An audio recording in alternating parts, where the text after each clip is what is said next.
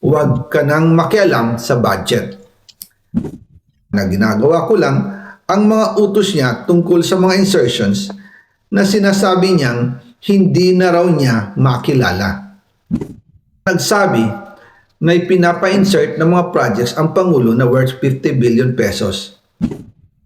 Naging malinaw sa akin na siya mismo ang nag-utos kila Secretary Mina Pangandaman at Yusek Adrian Bersamin ang gusto niya ng 50 billion pesos na insertion.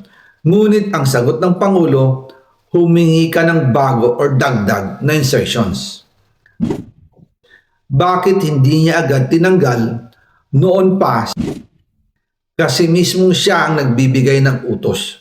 Ako mismo ang nakasaksi at nakausap ng mga taong direktang sangkot. Hindi lang po ang Pangulo ang may insertion sa budget. Pati po si Congressman Sandro Marcos,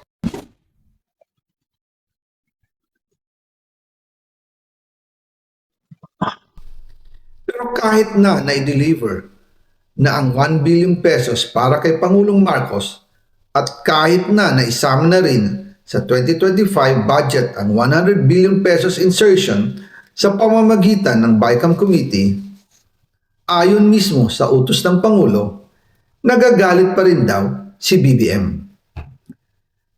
Kaya noong February 2025, sumulat po ako ng isang confidential letter kay Pangulong Marcos. Doon ko ipinaliwanag na ginagawa ko lang ang mga utos niya tungkol sa mga insertions na sinasabi niyang hindi na raw niya makilala. Ilalabas ko po ang sulat ko sa Pangulo kasama ng bidyong ito. Si Yusek Jojo Cadiz ang nag-ayos ng aming meeting noong March 2025 sa 1201 Aguado Street, tapat ng Malacanang, Gate 4. Pero sa halip na kumalma ang Pangulo, lalos lang siyang nagalit. Sa halip na itanggi o linawin niya ang tungkol sa 100 billion insertion, pinagsabihan niya kami ni dating Speaker Romualdez at sa akin mismo, diretsahan niyang sinabi, "Huwag mo akong pigilan sa mga insertions ko. Huwag ka nang makialam sa budget." Dahil sa mga binitawang salita sa akin ni BBM, naging malinaw sa akin na siya mismo ang nag-utos kila Secretary Mina Pangandaman at Yusek Adrian Bersamin na ipasok ang 100 billion pesos worth of projects.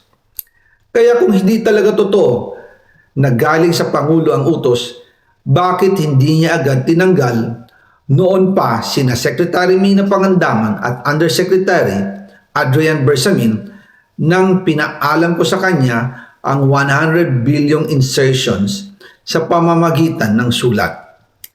Bakit ngayon lang nila pinag-resign kung kailan nalaman ng publiko ang tungkol dito? And also kinausap ako ni Yusek Jojo Cadiz at nagsabi na ipinapa-insert ng mga projects ang Pangulo na worth 50 billion pesos. And sinabi ko kay Yusek Jojo na meron ng instruction kay Secretary Mina Pangandaman at Yusek Adrian Bersamin about the 100 billion pesos insertion. And sabi niya, kakausapin niya ang Pangulo na kung pwede, doon na lang i-charge ang gusto niya ng 50 billion pesos na insertion. Ngunit ang sagot ng Pangulo, humingi ka ng bago or dagdag na insertions. Doon po nakita at naramdaman na hindi pwedeng sabihin ng Pangulo na wala siyang alam sa mga nangyayari. Kasi mismo siya ang nagbibigay ng utos. Ako mismo ang nakasaksi at nakausap ng mga taong direktang sangkot. Kaya hindi na pwedeng maghugas kamay at magturo na parang inosente. At kung titingnan ninyo ang 2026 budget, may panibago siyang 97 billion insertions. Pero ngayon, ipinasok na mismo sa President's Budget or NEP 2026.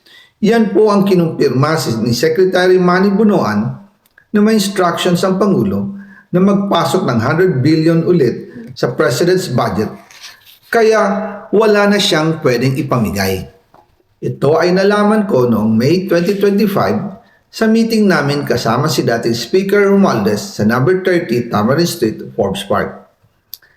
Kaya nang nadiskubre ng House of Representatives ang insertion sa flood control sa 2026 budget, ibinilik namin ang DPWH NEP 2026 dahil mali na ito at panibagong flood control projects na naman. Hindi lang po ang Pangulo ang may insertion sa budget. Pati po si Congressman Sandro Marcos, meron din pong pinapasok taon-taon. Noong 2023, may 9.636 billion pesos. Noong 2024, 20.174 billion pesos. At nitong 2025, 21.127 billion pesos. Lahat-lahat, ang kabuuan ay 50.938 billion pesos. At bawat taon po, sa tuwing dumarating ang BICAM budget process, lagi po may utos si Congressman Sandro na ipasok ang mga proyekto niya. Nalaman ko na lang sa mga contractor na galit siya sa akin nung pinag-uusapan na ang 2025 GAA budget. Ang sabi daw niya, ipatatagal ako at magpa-file ng maraming kaso laban sa akin. Kasi kulang ng 8 billion pesos yung insertion na gusto niyang ipasok. Ang dahilan daw, may mga contractor na nakapag-advance na sa kanya at dahil hindi na ipasok ang buong halaga, kailangan daw niyang magsauli sa mga yon. Para malinaw sa taong bayan, ilalabas ko po sa video na ito ang listahan ng mga proyekto na kasama sa mga insertions ni Congressman Sandro. Sa dami ng fake news at script, dito, real talk lang tayo. Got TV reaction,